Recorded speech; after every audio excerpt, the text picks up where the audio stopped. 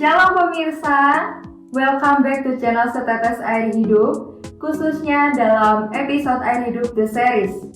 Saudara, jika Anda sedang mengalami masa sulit, serahkanlah segala kekhawatiranmu kepada Tuhan. Ia yang akan memelihara engkau dimanapun engkau berada. Ia adalah setia, Dia tidak akan meninggalkan kita dan Dia akan menyertai kita. Tuhan akan memelihara kita dalam segala kondisi yang jahat dan membawa kita ke kondisi yang terang. Amin. Tuhan Yesus memberkati. Terus ikutilah kami di episode-episode selanjutnya dan biarlah nama Tuhan saja yang dipermuliakan. Amin. Salam metanoia meno peripateo. Saudara, dalam hidup ini yang paling utama dan penting adalah keselamatan. Di dalam hidup ini, yang paling utama dan penting adalah keselamatan. Kalau saya katakan sudah utama, ada penting lagi. Berarti ini harus mendapat perhatian yang sangat serius. Next. Mengapa? Next. Karena keselamatan menentukan masa depan kita yang sesungguhnya atau yang kekal. Sedangkan masa depan di dunia ini hanyalah masa depan sementara. Mengapa keselamatan itu penting? Karena keselamatan itu menentukan masa depan kita yang menetap, yang akan datang, masa depan yang kekal, masa depan yang sesungguhnya. Sedangkan masa depan yang di dunia ini hanyalah masa depan sementara. Karena hidup di dunia adalah hidup sementara, sedangkan hidup di kekekalan adalah hidup seterusnya dan selama-lamanya. Next. Lebih penting mana? Masa depan tetap atau masa depan sementara?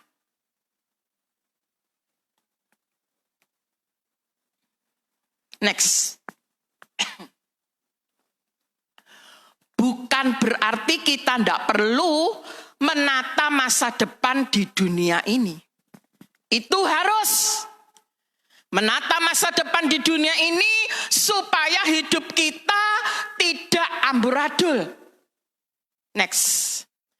Tetapi kita harus punya prinsip. Kita harus punya prinsip dalam pola pikir kita bahwa masa depan kekekalan itu lebih penting daripada masa depan sementara di dunia ini. Prinsip dalam pola pikir. Artinya dalam pola pikir kita harus ada suatu dasar bahwa masa depan kekekalan itu lebih penting daripada masa depan sementara di dunia ini. Next. Kalau kita sudah mengenakan pola pikir yang sudah diperbarui, yaitu pola pikir Kristus, maka jika kita dengan sebaik-baiknya menata masa depan sementara, maka terlebih lagi kita harus dengan lebih baik lagi menata masa depan yang kekal. Next. Tetapi bagi orang yang pola pikirnya masih belum dibarui, yang masih pakai pola pikir duniawi, maka fokus utamanya adalah menata masa depan. Fokus Fokus itu artinya satu tujuan yang tidak bisa diganggu. Kalau pola pikirnya masih belum baru, fokus utamanya adalah menata masa depan sementara. Ini saudara. Next.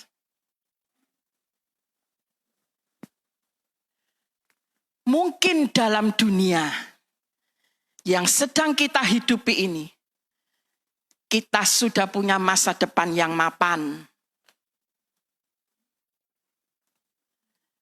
Mungkin dalam dunia kita yang sedang kita hidupi ini, kita sudah punya masa depan yang mapan.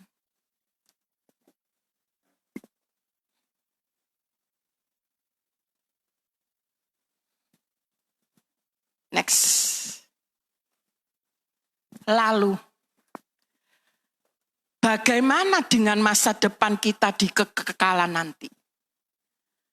Pernahkah terpikirkan, apakah masa depan kita di kekekalan nanti semapan masa depan di dunia?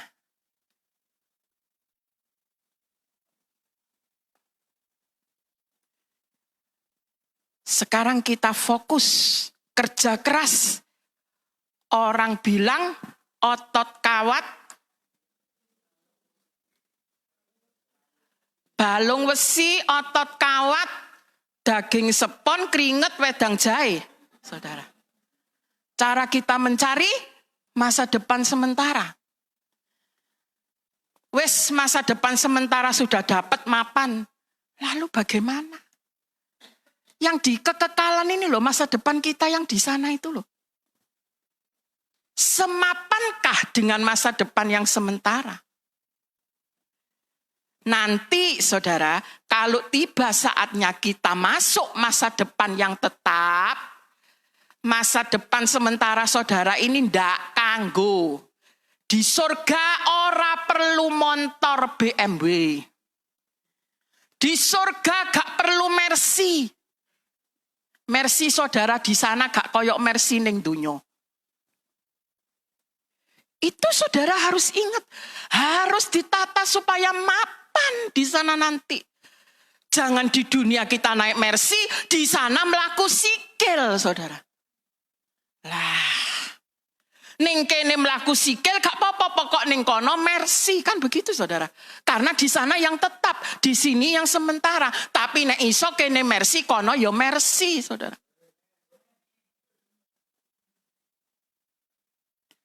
Balance. Jangan cuma yang di sini yang dikejar masa depan itu. Masa depan yang di sana tuh juga harus ditoto ben mapan, saudara. Next.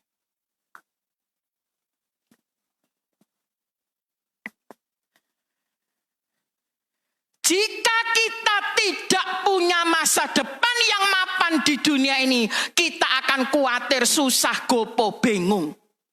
Benar enggak saudara? Mungkin enggak berani ngomong benar. Takut ini jebakan Batman. Kalau saya ngomong benar, uang nek gak duwe apa-apa pasti khawatir, susah, gopo, bingung. Kita enggak bisa mengingkari ini loh saudara. Walaupun ini di dunia. Next. Apakah kita juga khawatir, gopo, bingung memikirkan masa depan tetap di kekekalan nanti? Bingung di mikir masa depan yang sekarang sama masa depan yang tetap nanti. Lek saudara lebih bingung mikir yang sekarang yang tetap saudara gak bingung, iku keliru. Menurut firman Tuhan itu keliru. Bukan Bunda Esther yang ngomong. Ada ayat-ayat yang mendukung. Saya kalau ngomong berdasarkan ayat. Kalau kita hanya gopo, bingung, mikir masa depan yang sementara. Tapi kita tidak pernah gopo, bingung, mikir masa depan yang tetap. Itu keliru. Itu sudah tidak sesuai dengan prinsip kekristenan. Next.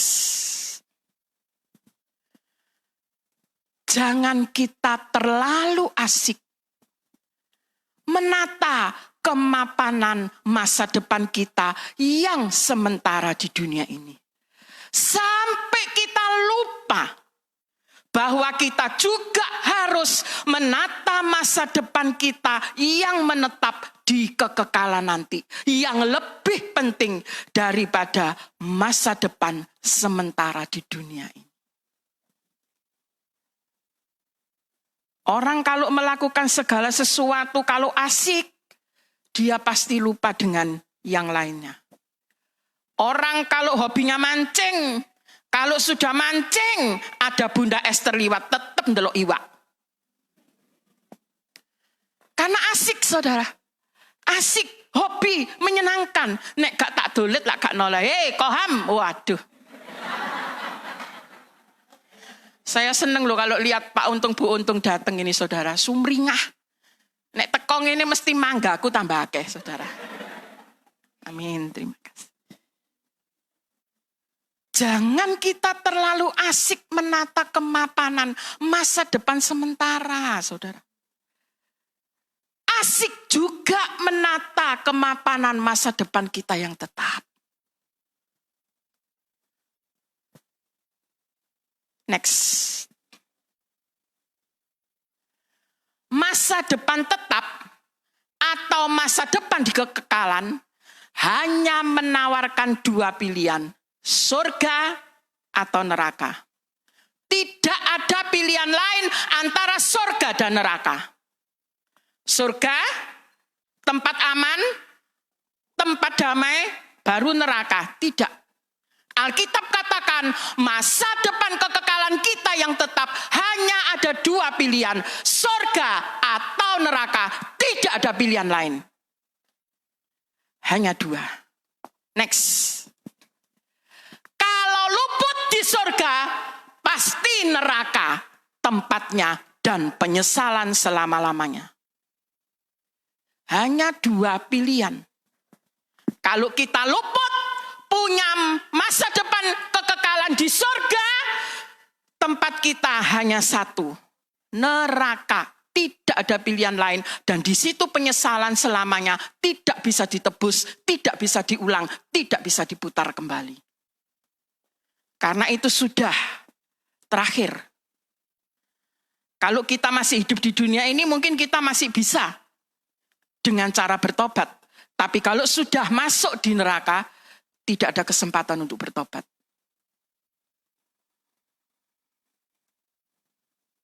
Next. Mungkin saudara-saudara banyak yang tahu, ada sebuah humor rohani yang mengatakan, salah masak nasi jadi bubur, menyesalnya cuma hanya sehari. Salah gunting rambut, menyesalnya cuma hanya sebulan, karena setelah itu mulai bisa memanjang lagi.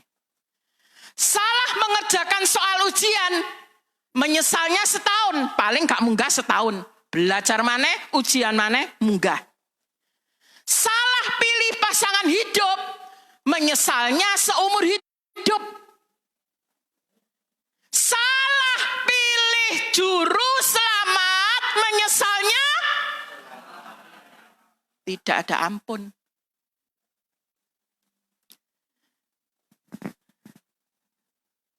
Saudara, ini loh, mengapa keselamatan itu penting? Kalau kita salah pilih juru selamat, menyesalnya selama-lamanya. Next. Untuk menentukan kita kelak di surga atau di neraka, sebenarnya kita sudah diberi anugerah oleh Tuhan Yesus, yaitu kematiannya di atas kayu salib agar kita diselamatkan. Next. Tapi masalahnya sekarang, menurut Filipi 2 ayat 12 dikatakan bahwa keselamatan itu harus dikerjakan. Lah ini. Yesus sudah mati di atas kayu salib untuk kita semua. supaya kita selamat di surga. Tapi tidak berhenti sampai di situ. Keselamatan ini harus dikerjakan. Nah ini saudara, tugas kita sekarang mengerjakan keselamatan itu. Menata masa depan yang tetap di kekekalan nanti. Next. Mengerjakan keselamatan supaya masa depan kekekalan kita menetap di surga. Kalau masa depan kekekalan yang menetap di neraka, kita tidak usah ngerjakan keselamatan, saudara. Tidak perlu. Tapi kalau ingin punya masa depan kekekalan yang tetap di surga, kita harus mengerjakan keselamatan. Tidak ada cara lain. Next. Metanoia menoperipateo. Bertobat, intim dengan Tuhan, berjalan seirama dengan Roh Kudus. Kalau ke neraka, tidak usah melakukan 3 ini. Tidak perlu. Next. Alkitab katakan, kalau masa depan tetap kita dalam kekekalan di surga, jalan kita sempit. Saudara tidak bisa.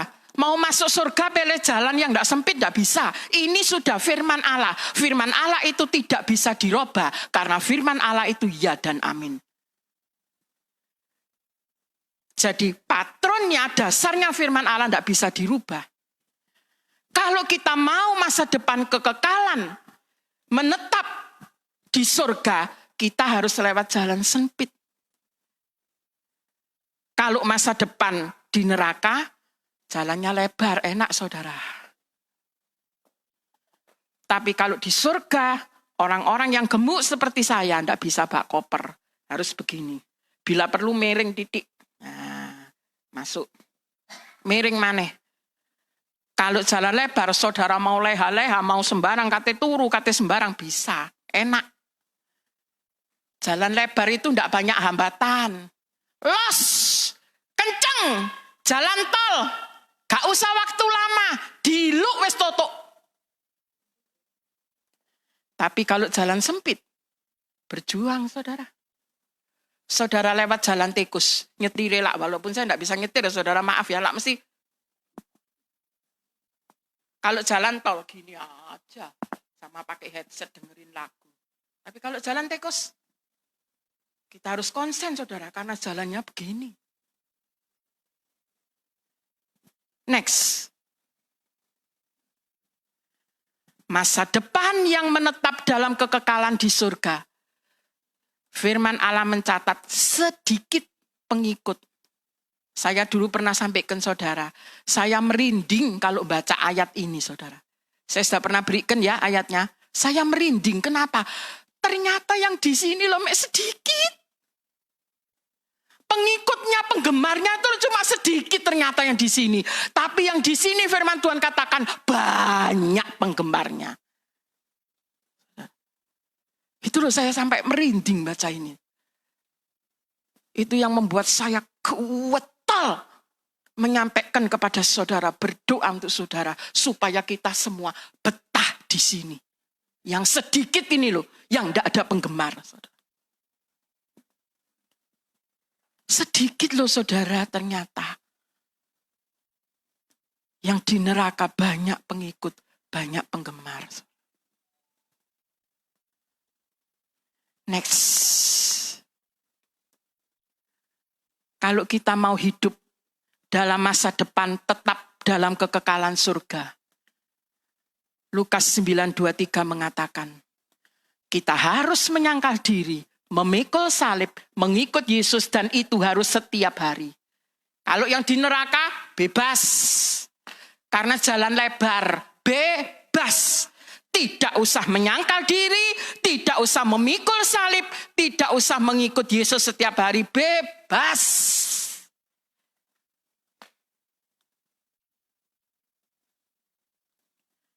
Sampai di sini saya mau tanya, tidak perlu dijawab. Saudara pilih masa depan tetap dalam kekekalan di sorga atau di neraka. Kalau di surga, abot loh. Jangan bilang enteng. No, kalau ada bilang jadi orang Kristen itu enteng, salah itu. Keliru. Karena hidupnya tidak bebas. Selalu dibatasi ini, itu sesuai dengan firman Tuhan. Abot. Saudara. Tapi pilihan ada pada saudara. Doa saya, kerinduan saya, saudara memilih yang menyangkal diri, memikul salib, mengikut Yesus setiap hari.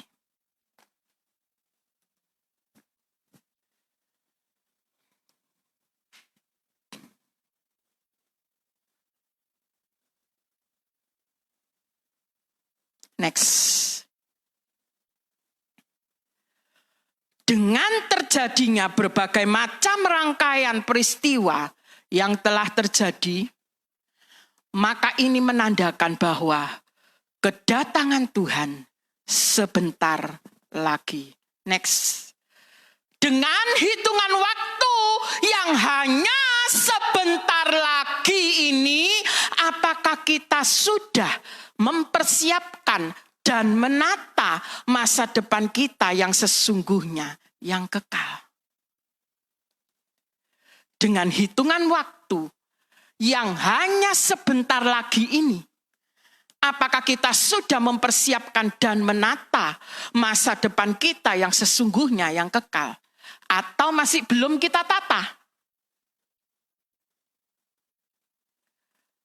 Orang yang peka, dia tahu lewat kejadian-kejadian peristiwa yang ada, bahwa ini adalah tanda-tanda zaman, di mana kedatangan Tuhan sudah dekat. Kalau masa depan kita yang di dalam kekekalan belum tertata, bahaya. Saya bukan meden-medeni, tidak ada gunanya, tidak ada untungnya bagi saya untuk meden-medeni saudara. Saya hanya mengingatkan tugas saya berdasarkan firman Tuhan. Tanda-tanda zaman sudah terjadi. Sebentar lagi, apa masa depan kita di sana sudah tertata dengan baik?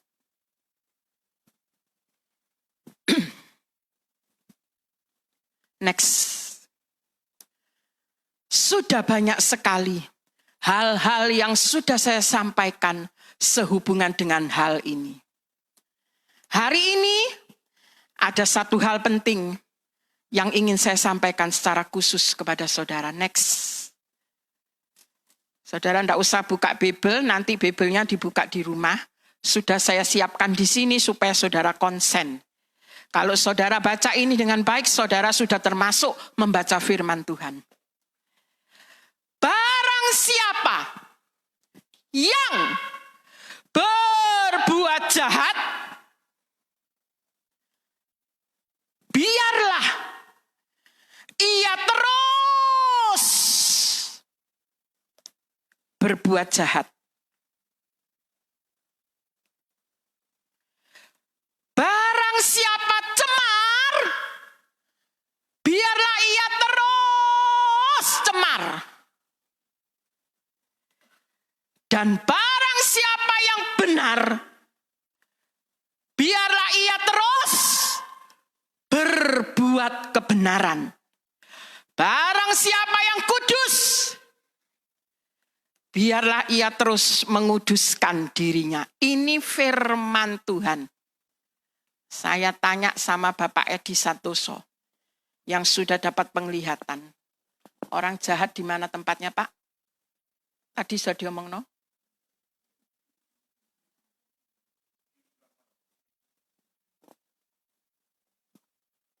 Orang jahat tempatnya ada di jurang maut. Sudah ada penglihatan, saudara. Saudara baca dalam hati ayat ini pelan-pelan. Saya kasih kesempatan.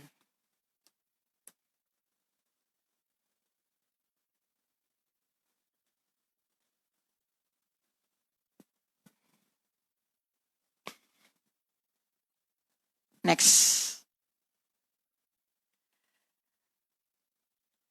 Di hari-hari ini, sampai nanti menjelang akhir zaman, hal ini akan terjadi. Orang yang benar bertambah benar, naik terus kebenarannya. Yang kudus bertambah kudus terus. Orang yang jahat juga semakin jahat. Orang yang cemar juga terus naik, kecemarannya semakin cemar. Sama.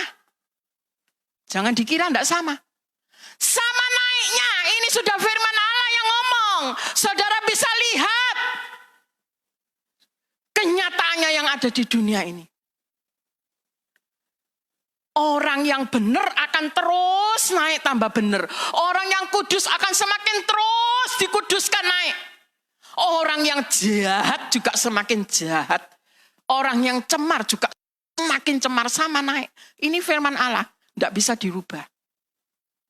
Dan ini sudah mulai terjadi. Karena kita sudah masuk di ambang pintu.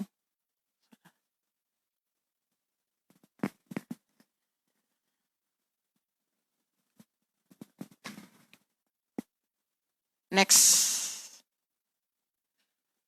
Kebenaran dan kekudusan. Dari ayat yang baru kita baca dikatakan terus naik meningkat. Next. Dosa juga terus naik meningkat. Sama. Zaman sekarang akeh wong gak wedi dosa, saudara. Kalau ndak gitu, pembunuhan ndak mungkin seperti kacang goreng. Tidak mungkin kejahatan bertambah-tambah, saudara. Itu membuktikan bahwa memang dosa juga tambah meningkat. Next. Kerinduan saya, semua jemaat ABC Mosar, termasuk yang ini. Yang terus meningkat dalam kebenarannya, artinya hidup benar di dalam Tuhan. Yang terus meningkat kekudusannya, ditingkatkan terus sama Tuhan. Levelnya dinaikkan.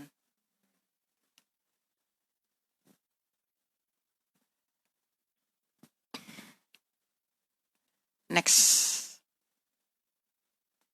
Saya beri bekal sedikit kepada saudara. Lewat dasar firman Allah, Daniel 12 ayat 10. Banyak orang akan disucikan, dimurnikan, dan diuji. Tetapi orang-orang fasik akan berlaku fasik. Tidak seorang pun dari orang fasik itu akan memahaminya. Tetapi orang-orang bijaksana akan memahaminya. Next. Orang yang seperti itu, seperti jemaat ABC Mosar yang saya rindukan. Orang yang keadaannya seperti itu, menurut Daniel 12 ayat 10, akan mengalami disucikan, dimurnikan, diuji. Loh bun, ya apa sih bun? Bunda kok malah ndongakno aku diuji. Dimurnikan niku nak soro bun, gak enak lho bun niku bun. Aku durung siap bun. Apa saudara pikir enak orang dimurnikan diuji? Siapa yang ngomong dimurnikan diuji enak? Saya doakan sekarang, angkat tangan. Itu gak enak saudara, aku wis tau nglakoni. Gak enak. Tapi orang yang begitu menurut Daniel 12 ayat 10 harus ini. Kalau tidak ini, kita ikut orang fasik.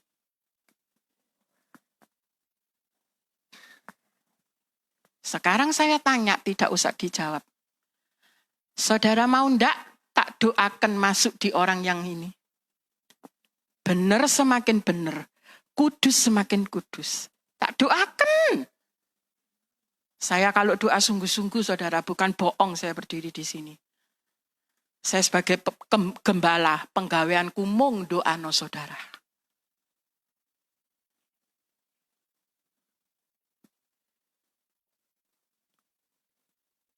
Next. Kata disucikan, kata dimurnikan, kata diuji yang ada dalam Daniel 12 yang baru kita baca, itu menurut bahasa aslinya adalah next. Disucikan itu bahasa Ibraninya, karena ini perjanjian lama berarti bahasa Ibrani, bahasa aslinya adalah barar. Barar itu artinya menyucikan, membersihkan, memoles, memilih.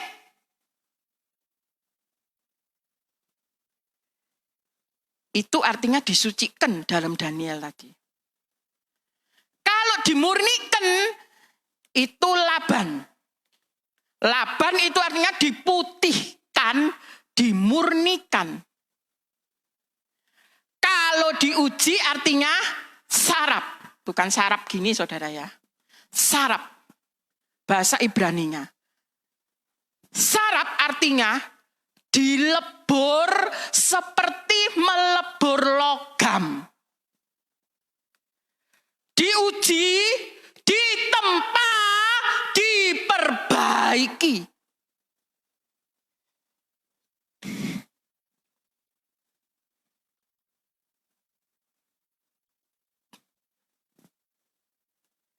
Next.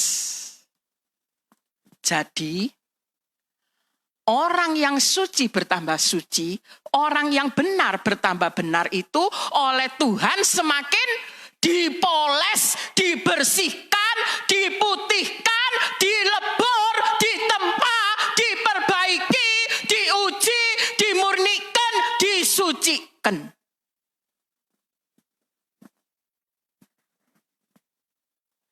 Berarti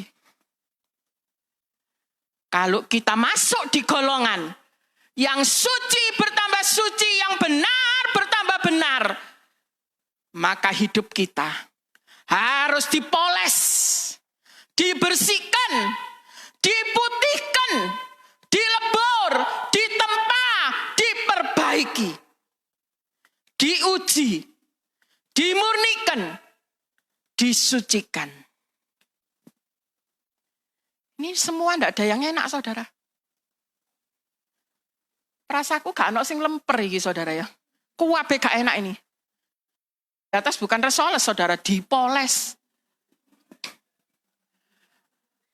Kalau saudara tidak ngantuk, saudara pentelengi ini, orang sing enak belas. Rasa-rasanya gak ada sing kena dipilih. Paling saudara ini kok cik ya Tuhan.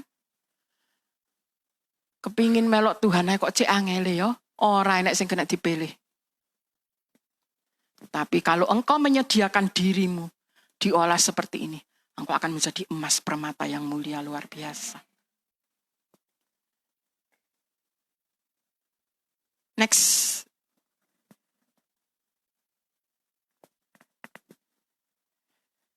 Inginkah saudara menjadi anak Tuhan yang semakin suci dan bertambah suci, benar bertambah benar? Inginkah? Kenapa ingin saya beri warna merah? Benar-benar apakah saudara ingin? Next. Yang kedua, setelah ingin, apakah saudara mau? Saudara menjadi anak Tuhan yang suci semakin suci, yang benar semakin benar. Kalau cuma ingin, tidak akan menjadi sebuah kenyataan. Betul enggak, saudara? Aku lapar. Aku kepingin makan bakso. Kepingin. Iki lho wis satu kok no bakso. Saya dibelikan Ibu Seri bakso kemarin di Batu ya. Iki lho Bun. Kepingin. Loh ini loh Bun makan. Kepingin. Rugi. Oleh ini tuku aja di Batu. Saudara. Sesudah kepingin apakah engkau mau? Mau. Kalau tidak ada tindakan itu loh, apakah kita bisa kenyang, saudara? Keinginan saudara, kemauan saudara untuk semakin kudus dikuduskan, benar dibenarkan, harus ada tindakan. Apa tindakannya? Ikut yang tidak enak tadi. Itu tindakannya. Kepingin mau ambil makan, dimakan, baru kenyang. Ada tindakan. Dan tindakan itu nyata. Bukan semu. Nyata. Ambil tindakan, ambil piring, ambil sendok, ambil nasi, ambil bakso, dimakan. Kenyang. Tindakannya nyata, bukan semu.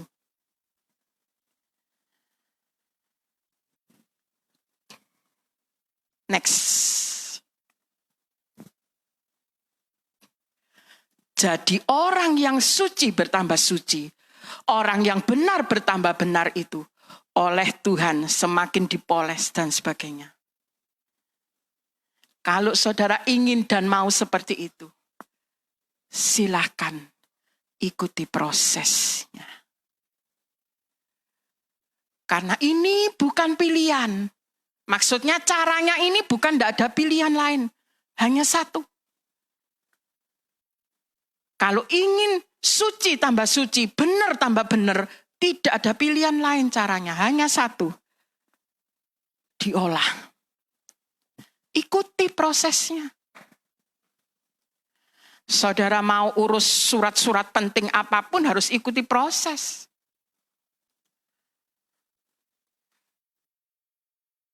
Terus akta kelahiran harus ada prosesnya. Persyaratan yang harus saudara lengkapi. Ini. Saudara mau teken surat kawin, oh enggak syukur teken saudara. Kok enak mau kawin langsung teken wes teken surat iki dadi ndak. Jelimet. Harus ada akta kelahiran, sepelannya, ejaannya, nama, harus sama. Jelimet saudara, semua persyaratan satu map dibendel. Sudah ada, itu baru kita bisa teken surat kawin. Harus ada pemberkatan dan sebagainya. Kalau mau kita yang dikatakan Wahyu 22 ayat 11, ikuti dulu prosesnya. Saya percaya engkau di sini adalah orang-orang yang bersedia mengikuti proses ini. Amin. Amin. Amin. Saya doakan Tuhan kasih engkau kekuatan. Merinding saya, saudara. Next. Emas dan kayu itu memang beda. Emas semakin dibakar semakin murni, sedangkan kayu semakin dibakar semakin habis. Beda, saudara. Emas semakin dibakar semakin murni. Kalau kayu semakin dibakar dia akan semakin habis. Next. Jangan jadi anak Tuhan seperti kayu.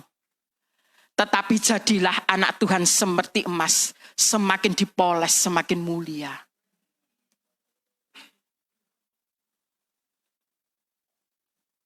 Semakin kita poles, memang sakit. Karena kita bukan kayu, kita emas. Sekarang engkau sedang dipoles. Pakai cara apa? Terima. Sekarang saudara sedang diproses pakai cara apa dari Tuhan? Terima. Terima. Terima. Aku berdoa engkau dikuatkan Tuhan. Dan semua itu pasti ada ujungnya. Memang selama kita hidup, kita akan tetap menjalani proses. Tapi proses itu tidak terus gencar. Ada saatnya sudah selesai. Saudara menuntut ilmu. Waktu saudara SD ujian, selesai libur. Masuk SMP, 3 tahun ujian lagi, libur. Ujian lagi, masuk SMA, ujian lagi. Ketika engkau melewati ujian demi ujian. Ketika engkau sudah sampai di perkuliahan. Ujianmu waktu SD tidak ada artinya. Karena engkau sudah bisa mengerjakan ujian itu ketika engkau sudah kuliah. Setiap orang ujiannya tidak sama. Ujian saudara dengan ujian saya, proses saudara dengan proses saya tidak sama. Apa sekarang yang sedang saudara hadapi proses itu? Terima. Kerjakan. Oleh karena itu intim dengan Tuhan. Kalau kita Tuhan, kekuatan Tuhan itu tidak pernah henti-henti. Saya kalau sudah doa yang rasa-rasanya berat kehidupannya, saya langsung berdoa sama Tuhan.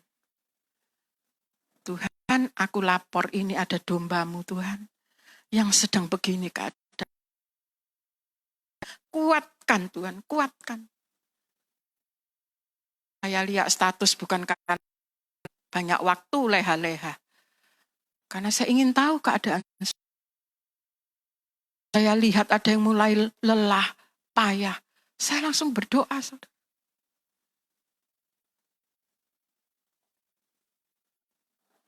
Jangan longso. Sing kuat sama prosesnya Tuhan, saudara. Kalau saudara kuat, engkau akan menjadi emas yang mulia. Engkau yang dari kayu yang gak ono artine bukan. Next. Emas murni dan imitasi. Seandainya kita diberi hadiah, suruh milih. Adakah saudara milih yang imitasi? Kalau saya emoh. Nek aku mbok kei, aku mbok kongkon milih aku, ya milih sing emas murni. Pastilah. Tidak adalah saudara yang memilih yang imitasi. Enggak. Bu Tio lek dikei Pak Tio hadiah. Disuruh milih. Kalau panggil apa? Panggil istrinya. Mama. Ma, kamu kan ulang tahun hari ini. Yuk tak beliin gelang. Terima kasih ikut. Perginya kemana? Ke tukang loak? Oh enggak mungkin lah. Pasti Bu Tio, apa ini? Ulang tahun kok dikasih hadiah dari tukang loak? Enggak mau. Betul. Dengarkan Bu Tio. Enggak mau, jangan mau ya. Pasti Pak Tio perginya kemana? Toko emas, betul Pak Fendi. Berbahagialah engkau Vivi. Oh enak loh dadi bojone Fendi. Bener iku Vivi ku pointer. Perginya mesti ke toko emas. Dibelikan gelang emas, saudara. Emas murni ini gambaran kita, saudara. Kemana-mana dicari orang karena apa? Bukan sombong. Karena engkau telah dipoles Tuhan. Setiap omonganmu jadi berkat. Setiap perbuatanmu jadi berkat. Karena engkau orang-orang yang dipoles oleh Tuhan. Menjadi orang yang mulia. Mas. Apa saudara pikir enak diake didolai wong? Gak enak. Sing enak iku iki imitasi, ora usah dipoles macam-macam. Orang usah diobong bolak-balik. Tapi kalau yang dicari orang itu.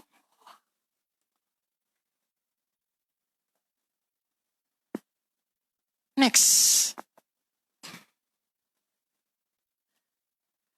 Emas murni adalah logam mulia. Yang mahal.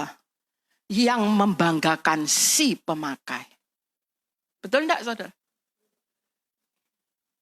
Saudara gawe gelang kene sampai kene. Kalung kene sampai kene. Apa saudara enggak begini jalannya? Saudara pakai untung mas apa enggak gini terus?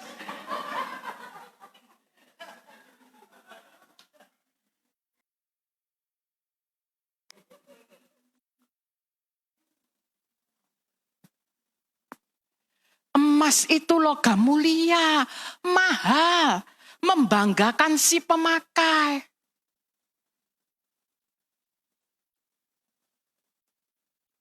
Kalau engkau jadi anak Tuhan yang emas, murni, engkau adalah anak Tuhan yang mulia. Hargamu mahal, tidak bisa dihitung karena engkau ditebus oleh darah Kristus. Dan engkau membanggakan Sang Bapa yang di surga. Karena engkau emas. Next.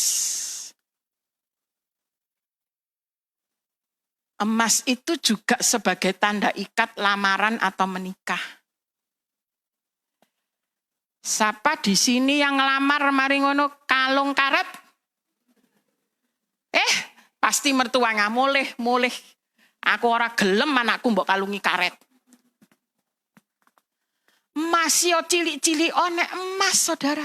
Itu tanda ikatan. Tanda ikatan lamaran atau menikah. Ini hal menentukan hidup kita selama di dunia ini ke depannya, saudara. Ini suatu peristiwa penting. Pak Tri, saya tanya dulu waktu ngelamar Tuti, pakai kalung karet? Enggak lah, pasti ibu marah-marah gak dikasih no. Pasti kalung emas kan? Tanda ikat lamaran atau menikah.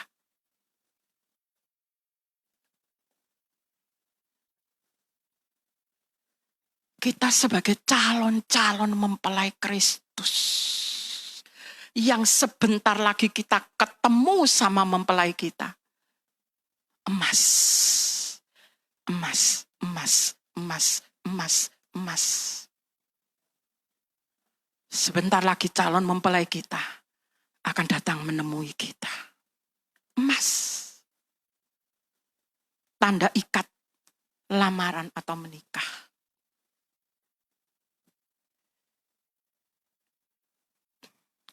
Next. Kalau ingin menjadi anak Tuhan yang benar-benar murni seperti emas, tinggalkan masuk dalam pemrosesan tangan Sang Penjunan.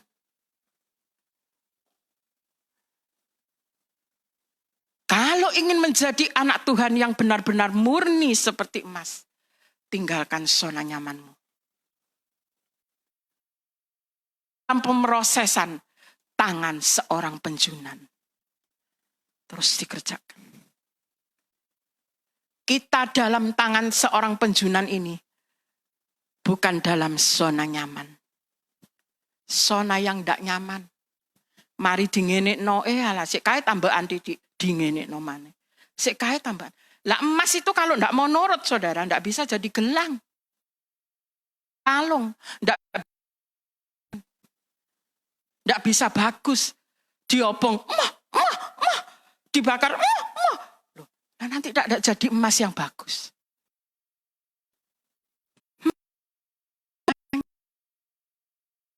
Masuk dalam pemrosesan tangan Sang Penjunan.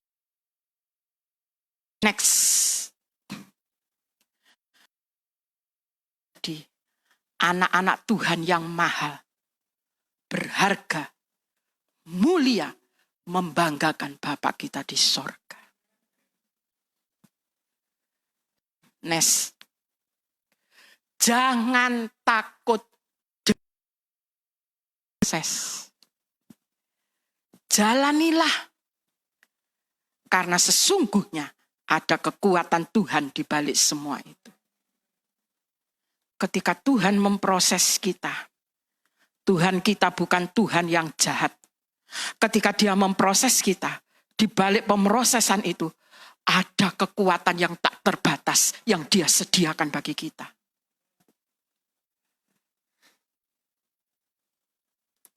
Next.